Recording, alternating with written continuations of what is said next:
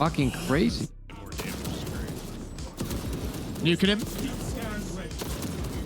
He's dead. This bolt rifle tactical marine build is one of the highest burst damage builds in the game, providing yourself with an insane amount of DPS and survivability while supporting your squad mates by offering a whopping 200% increase with Auspex scan. And alongside the insane DPS and survivability, this build can achieve infinite ammo, allowing us to spam grenades continuously if we adopt a very specific playstyle and specific set of perks. More on that in a moment, folks. And it makes this class incredibly well-rounded and gives us the true tactical marine playstyle. You can delete hordes of Minoris enemies at the drop of a hat, trivialize Terminus enemies, terrorize bosses, and perhaps where this build truly shines, stun lock and obliterate groups of Majoris enemies with these and utilize them as a valuable resource to really kick this into a truly S-tier setup. The playstyle for this build is very simple. Focus on spamming grenades at clusters of Minoris and Majoris enemies from medium to short range and effectively delete them, or, in the case of Majoris enemies, incapacitate them so they are ready for an execute to be administered. As we will be using Emperor's Vengeance as one of our must-pick perks, every time we execute a Majoris enemy, we can replenish a magazine and our entire grenade capacity back every 30 seconds, and it only takes 3 direct hits from the grenade to effectively incapacitate a Majoris enemy, folks. And in effect, this means that we have infinite grenades and ammo as long as we weave our playstyle between spamming enemies down, placing Auspex scans, and administering executes when required. It's therefore also advised that you should be trying to get gun strikes off as often as possible due to the interaction with Relentless Pursuit, which gives us an additional 25% damage for 5 seconds after landing one. Spamming enemies down quickly with grenades also procs Rampage, which gives us another additional 25% damage for 5 seconds once we've killed 10 enemies or more. You can probably see where I'm going with this, folks. It just multiplies the amount of damage that we're doing. Auspex scan is the icing on the cake once again for our DPS output, providing us with a whopping 200% increased damage every time we get a scan off, and it sends the damage of the entire squad outfit onto a whole nother level of insanity, folks. It's therefore not surprising that this build can do serious work to all Terminus and Extremis enemies. I've had run-ins with Carnifexes, Hive Tyrants, Zonethropes, Neurothropes, Ravagers, Lictors, which have all been trivialized by this setup. It's a serious powerhouse. Moving on to the survivability mechanics with this class, and they work in quite an interesting way in that we have contested health if we use the grenade launcher with its AoE, and we can effectively overheal for the entire amount of damage to life leech we acquire. Check out this clip for a more clear example. Oh, I shouldn't have done that. Fuck. Oh, I'm full health. Never mind. So that's where you get fucked, okay.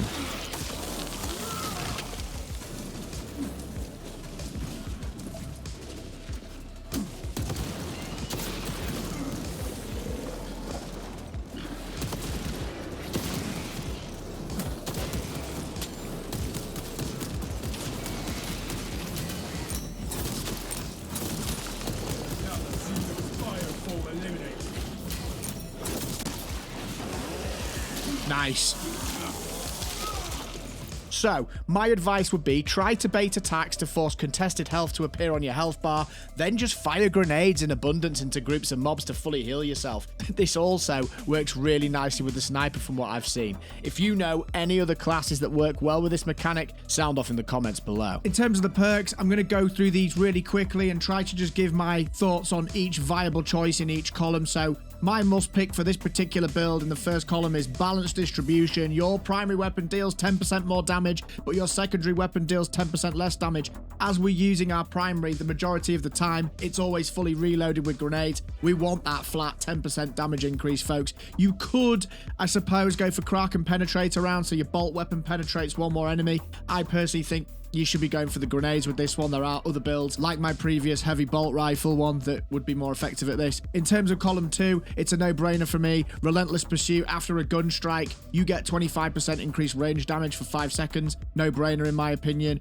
Emperor's Vengeance, absolutely must pick in any build, I would say. Killing a Majoris level enemy or higher restores your primary weapon's ammo by 1 magazine. In our case, this is also all the grenades, so it's a no-brainer. This one's an interesting one. In your team perk, you can either take aligned aim for 5% increased damage across the squad for ranged attacks, or you can take Transhuman Physiology. All squad members restore 30% more contested health. As you've just seen in the survivability section of this video, contested health is incredibly important if we're trying to leech life quickly. This works an absolute treat with that setup and synergizes fantastically with the grenade launcher. So in my opinion, it's a must pick to keep this build nice and balanced, particularly at higher difficulties when you take that serious spike damage. Moving on to the following column, it's still vital data for me, folks. You get 50% of your Auspex scan back when you scan a Terminus or an Extremis level enemy. This is just too much to give up when you're in those really high stakes fights. In the next column, again, it's the same as my previous build. Precise calibration, marked enemies take an additional 75% damage, but the scan radius is reduced. In the second to last column, we've got expert timing, which gives us that flat 100% damage increase, which is basically the thing that turns it into an absolute powerhouse. There's no point picking anything else in my personal opinion. You do lose the 4 seconds from the Auspex scan. It's still worth it. It gives you an incredibly punchy damage window. And finally, we are still sticking with Marked for Death as with the previous build. A headshot will instantly kill a Majoris or Extremis level enemy marked by Auspex scan. Cooldown is 120 seconds. Elixir spawn sometimes. Boom, it's dead in 1 shot. It's just too good to forgo. And actually, I do think they might need to rework the tacticals skill tree if they're going to want people to use other things, because this just feels far too strong to pass up at the moment compared to the other options. Our choice of weapon is Gathalamor Crusade with the grenade launcher. It's our only choice because it's the only one that has a grenade launcher. In terms of the bolt rifle, I'll go through the perks really quickly. It starts off with Headhunter for more headshot damage, then Adamant Hunter for more headshot damage when under 30% health, then Fast Reload for fast reload, then down to the bottom row for Perpetual Precision with maximum spread decreasing by 10%. Able Precision, after using a class ability, maximum spread decreases by 25% for 5 seconds. Great Might, 10% against Terminus enemies. Cleaving Fire, shots will penetrate enemy block stances, dealing 25% of usual damage. Quite useful against warriors, might I add. Rampage, now this is the cookie cutter part of the build. Rampage gives us 25% increased damage when we kill 10 enemies in quick succession. Because you are spamming a grenade launcher, that's pretty easy to do when you're firing into hordes of chaff, and you will have that 25% up as often as you possibly can if you play this clever. And finally, Extended Magazine for 15% increased mag size, Tyrannid Eliminator for an increase in 10% damage against Tyrannids, and Hone Precision, equipped weapons maximum spread decreases by 25% when firing without aiming. I could take that away actually and maybe pop it up here into the headshot damage, or even into the fast regen. I'm going to play around with that a little bit more when I get my hands on the plasma incinerator, but that's a story for another time, folks. In terms of our bolt pistol choice, we want to go with Aphelion Liberation Beta because it's got the highest firepower output. We won't be using it for anything other than administering gun strikes, so we just want the highest damage output possible there, folks.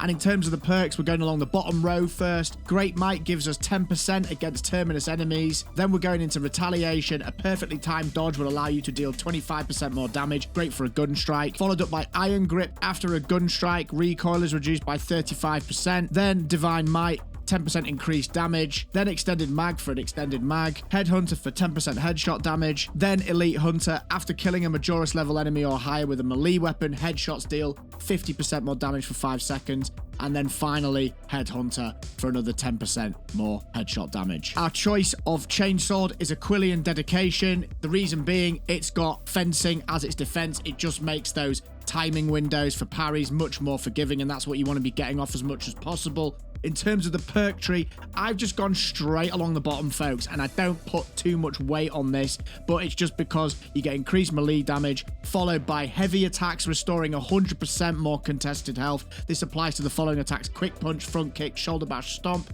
All those heavy attacks give us loads more life leech, which is a really nice touch. Then we've got Perpetual Strength. Then we've got Sawblade. The combo length is shortened from 5 to 4. Then we've got Tyrannid Slayer, some more damage against Tyranids. You could go to the Chaos one if you're fighting Chaos. Then we've got Menorah Slayer, increased damage against Menorah's enemies. Full Throttle lets you switch up your Full Throttle, lets you change your attack. I very rarely use this. If someone's using it, let me know in the comments if I'm missing a trick somewhere. I feel like it's not really worth it. Extremist Slayer, melee damage against extremist level enemies increases by 15%. And finally, Kill Streak. After killing 10 enemies in rapid succession with a light combo, you don't lose control upon taking heavy hits. Again, I don't use it that much, folks, in this build, but it's there if you want to try it. If you've got any thoughts about the Chainsword on the tactical, then just sound off in the comments below. If you're looking for a more horde clear specific loadout for the tactical, then check out this next video. It's got you covered. Take care of yourselves, keep having fun, come check out our stream on YouTube or Twitch, and I'll see you in the next one.